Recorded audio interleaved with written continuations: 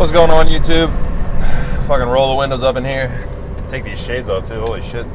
Dollar store ass sunglasses. Look like shit. Day 3 of port strike and the Longshoremen's Union being on strike. I wanted to talk about this again because it just is, honestly, it's really interesting to me. I've never seen anything like it.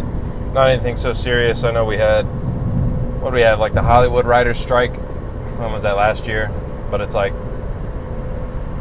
no hate on the people that work in whatever entertainment or whatever the hell they do, but I feel like that's not really that important. This is quite a bit more important. It actually affects some other people. You don't have things to buy. You don't have supplies in your grocery stores and things, instead of like Netflix not releasing new shows. So it's a little more interesting to me.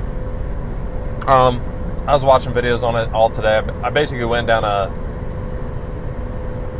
shipping rabbit hole, I guess. I don't know. There's like tons of these YouTube channels that like just follow worldwide shipping and like international logistics.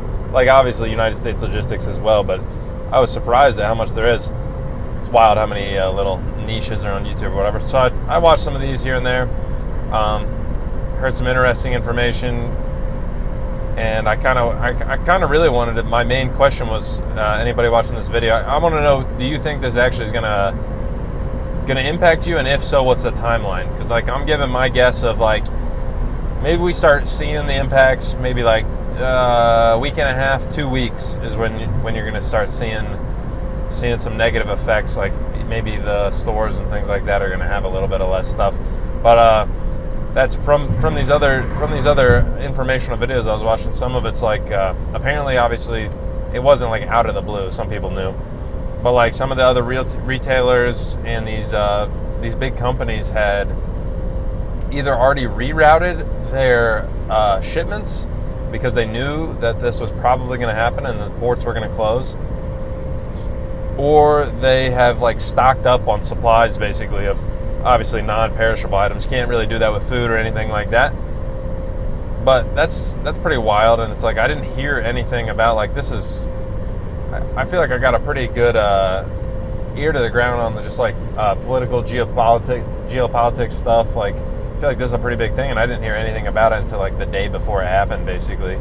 But I wasn't really paying attention to international shipping, like I said, logistics or anything like that. But some people out there they were fucking paying attention, all right. And obviously these companies have billions of dollars. They're not going to just not notice, so they're doing what they can to avoid the impacts of this. But it's still gonna come down eventually. It'll trickle down eventually. And that's what I wanted to know. If anybody's watching this, I don't know, give me your guess for how long it's going to take. And then I feel like, I don't know what really products we're going to see it. Like, I talked about this the first time I talked about it. America produces a shitload of food. So I don't really see, like, it's going to be like a little more, I'm assuming like fruit. And I think I heard about, like, we import a lot of seafood into America. So stuff like that, but that's like more niche and or more expensive for the most part. I did hear a ton of people talking about bananas, I guess, for some reason, which I'm assuming come from all over South America. We import all our bananas. They were like, we import like 25% of our bananas or something like that, which actually doesn't really sound like that much to me. Like 25% isn't that much. But there was a couple other things that I didn't really think about, and it's like big time, like cars. Obviously, all the European car makers. So like BMW. What Mercedes is in Germany, what Alfa Romeo, I think Italy makes those. I'm trying to think. There's not very many Italian car makers that like bring a lot of cars over here. Volkswagen's probably the biggest one, and then I mean there's some British companies that make cars, but they're like Jaguar, like they're not very popular cars, or they're really expensive. Range Rover or Land Rover, whatever the company's called. So those, but then I think car parts was the biggest thing they talked about. I know it'll be interesting to see if like some cars, basically, like if you have a foreign car and they can't get the parts over here, I mean, you're basically just fucked. So unless they have a surplus and stocked up on car parts for like these European, especially like BMW, Mercedes, cars that are known to break and be very expensive. I don't know. You might be screwed on that one. And the thing I definitely didn't think about was pharmaceuticals. Apparently, we import a ton of pharmaceutical products from India, which I had no idea. So that's news to me. I'm assuming probably news to you, unless you're in close on the pharmaceutical imports game. I did know that like Ozempic is made by I can't remember which country over there, and I can't remember the name of the company either. But it's the biggest company in Europe, and it's because Ozempic. Got a Mustang going 110 mile an hour flying by me. They make Ozempic, and they ship it over, obviously. Which is really a bummer, I guess, if you're a consumer of Ozempic and the bananas are gone. You're really fucked. Can't even eat healthy, apparently, if the Ozempic can't even come in. You're shit out of luck on that one. But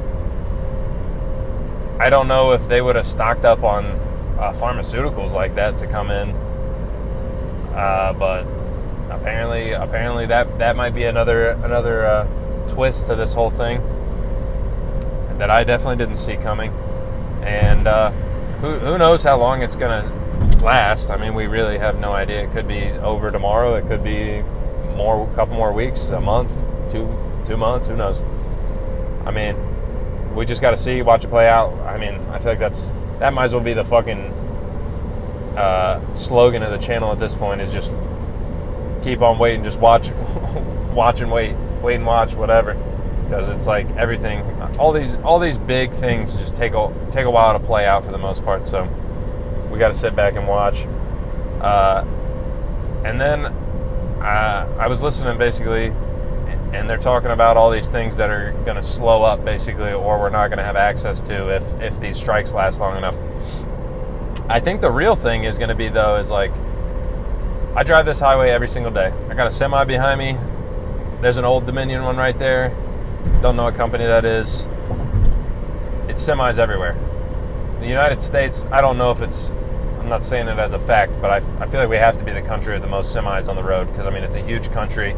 We ship shit everywhere. We consume tons of shit, and we got truck drivers. I can't remember. There's some like 2 million truck drivers that's their job. Like people with a job, that's all they do is drive semi. And one thing will be wild to watch is how fast that can impact them. So like, we import all these things into the country, and at a minimum, we're moving stuff by truck interior to the country. But I mean, everything that's imported comes in those big containers, and either goes to one of those distribution centers and then gets packed onto a regular semi trailer, or I mean, you'll see the big Maersk, the company, the shipping companies. I'll see the containers every once in a while on the highway. So I wonder if that will actually come into play, and it's like gonna impact these truck drivers. Like I said, cars. If we're not importing the cars, where the car dealership's gonna get cars? I know car like sales are pretty on the slow side right now, just because everything's so damn expensive. But maybe that'll lead to the car prices going back up if they just can't get any new ones. So then the supply goes back down again. We'll be back in that COVID era of car prices going up even higher, even though they're already fucking insane. Who knows? Like I said, we gotta wait and see. But I definitely am waiting to see. Like I mean, there's little videos, snippets of this guy. I talked about him already before. The guy that's like, we'll cripple you. The head of this union that apparently is rich as fuck, and talking about people are going to feel the impacts. Like I said, I mean, semi drivers, it basically impacts any product. So I mean, it'll trickle down the chain. It's just a matter of how long it takes to hit them. So like car salesmen, I don't know, how long does it take before they start laying car salesmen off because they're like, we don't have any cars to sell because we can't import them. Like, when's the BMW dealership be like, well, we're laying off a couple people because we're not selling them because we can't get the fucking cars into the country? That'd be pretty wild. I think that'll take a while. I don't think that happens quickly. But it'll be felt. And I don't know. I don't know what other people's opinion is either about just the fact that these guys are striking. Like, in general, my gut reaction was like, union strike, whatever, they want to get paid more, go for it, fuck it. But the more I've heard about it, my new immediate take is kind of like, dude, these people make a lot of money. Not taking away from the fact they work hard or whatever. Yeah, they got hard jobs, great. That's all great. But the union is obviously, they're mainly pushing for two things in the strike, and that is raises, big raises, and like a commitment from these shipping companies to not automate the ports.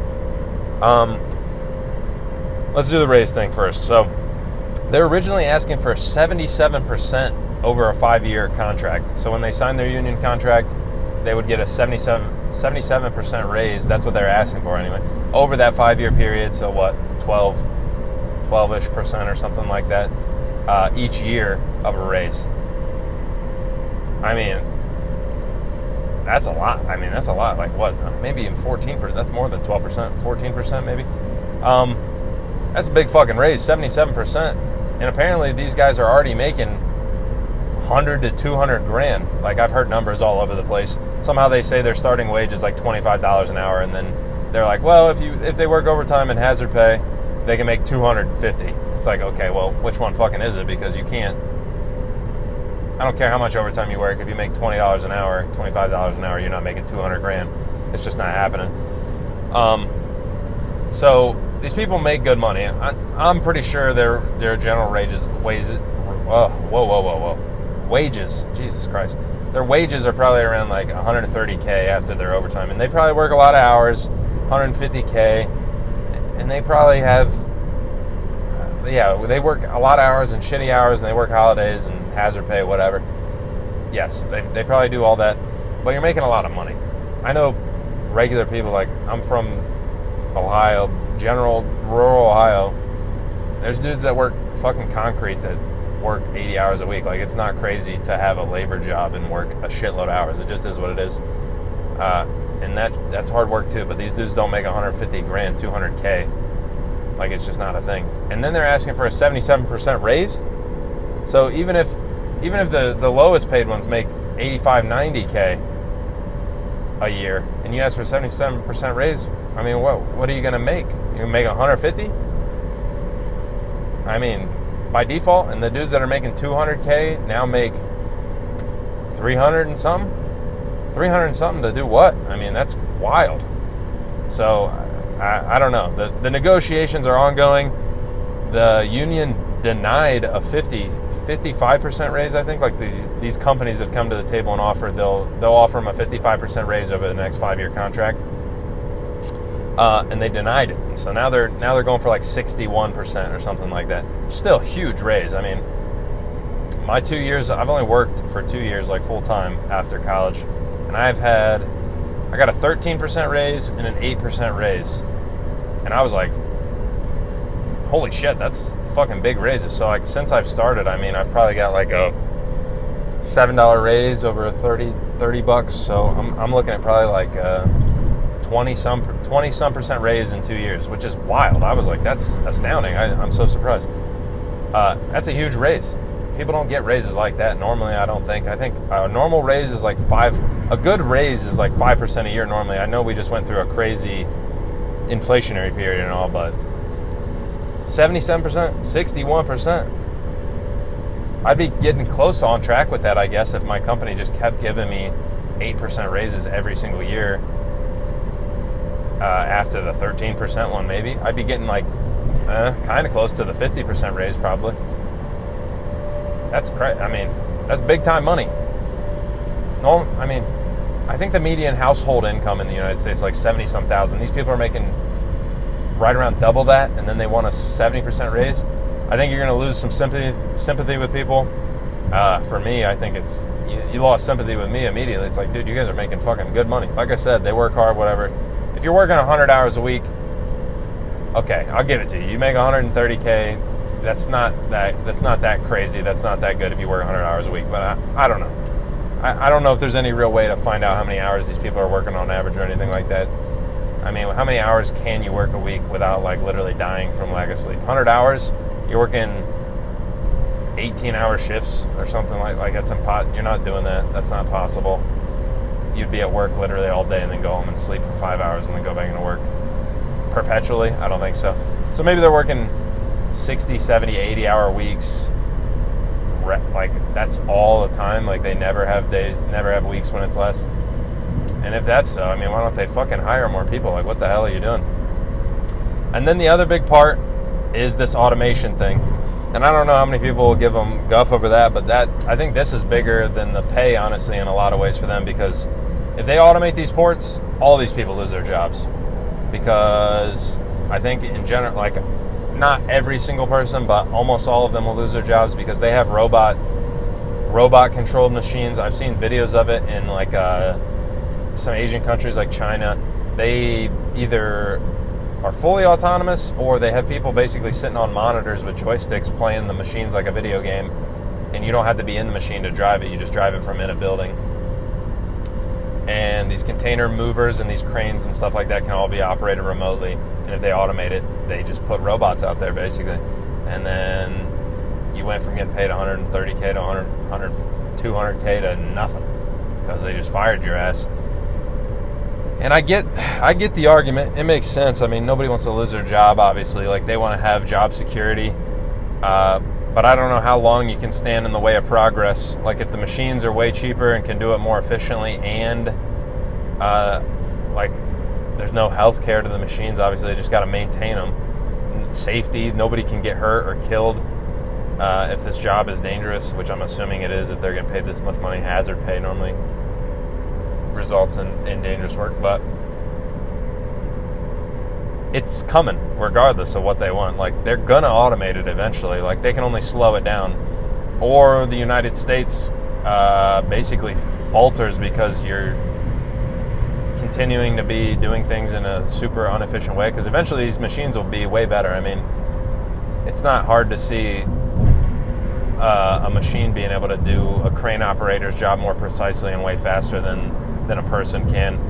Computers are good at a lot of shit, and this sounds like a perfect instance where they would out-compete a human.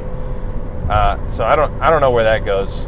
That'll be probably the most interesting part of this is to watch what they get out of the automation thing, because I think they were saying like the West Coast ports are already automated in a lot of ways, and that's what they're trying to fight against. So good luck to them, I guess. I don't know. It'll be interesting to see. It'll be interesting to see. I've said that like 15 times, but it is what it is. I like watching this kind of thing. It's like kind of like once in a lifetime event. I mean, shut down all the East Coast ports, golf and the East Coast ports. I think they said 43 of all U.S. imports, 43% of all our imports come through those ports. Almost half everything we import comes through there. So how long will it be closed? Hope you got some Ozempic stored it in I don't know, they got to store that in the fridge. Hope they put it in the fridge. Hope you got some bananas and froze them, I guess. They ain't going to last very long sitting on a container ship. They're going to be extra ripe by the time you get them. So, I don't know. Let me know what you guys think. And I'll catch you guys tomorrow. It's Friday, going into the weekend.